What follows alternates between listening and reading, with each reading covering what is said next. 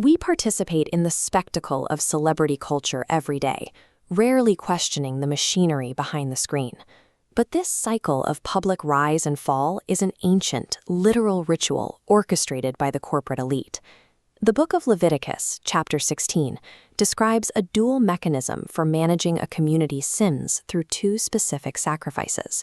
In our era, we call our icons GOATs, the greatest of all time, and the media-industrial complex uses them to perform the exact same two-part ritual. The first mechanism is the blood sacrifice, designated for the Lord. In this ritual, the subject is slaughtered so their death can purify and legitimate the institution that created them. The system uses their blood to maintain its own sanctity. The entertainment industry created a toxic environment of pharmaceutical dependency and predatory contracts for Michael Jackson. Following his trial and death, the industry publicly mourned him, cleansing its own image while his commercial legacy continues to feed the system. The second ritual involves the Azazel, or the scapegoat. This figure survives the ceremony, but is loaded with the collective guilt of the community and banished. Media entities act as high priests in this ritual. They laid hands on Britney Spears, branding her as crazy to carry away the industry's sins of exploitation and predatory management. She was driven into the wilderness of a 13-year conservatorship so the public could feel clean. Leviticus 17:7 identifies a third, forbidden ritual, secret offerings made to goat demons in the wilderness.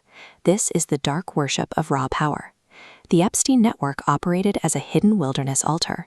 In secret locations and on private flights, the powerful traded human lives to feed dark appetites rather than purify the community. The media-industrial complex runs all three rituals at once. It purifies its image with blood, offloads its guilt onto scapegoats, and feeds its secret appetites behind closed doors. If the elite use Leviticus to manage the culture, the military-industrial complex uses the book of Revelation to guide global strategy.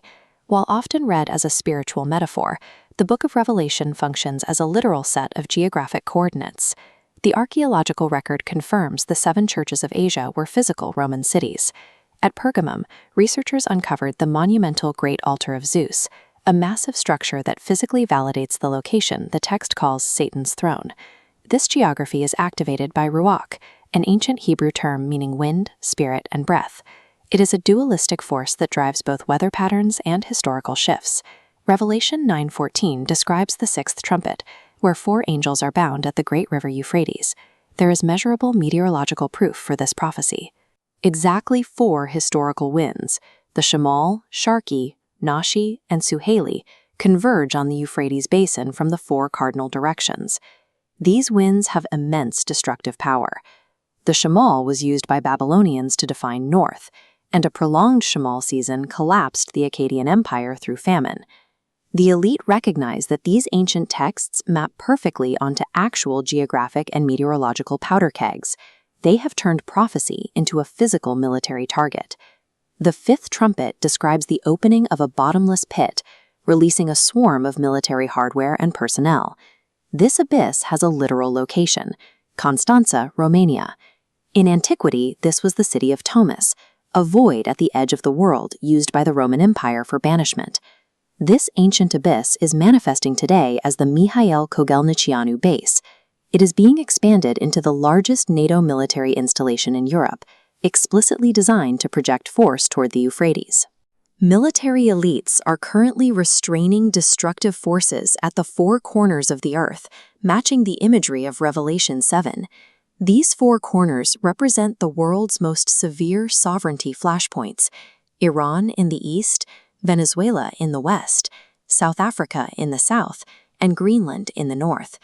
The tension is being restrained for now, but the system is groaning under an imminent synchronized release. This release is calculated to occur within the Newton Convergence Window, a chronological period between 2024 and 2029. Strategic analysts point to the summer of 2026 as the decisive resolution point for the conflict in Crimea.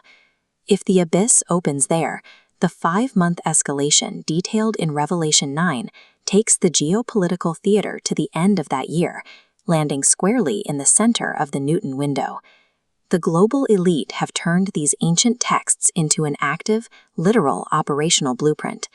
The countdown has already begun.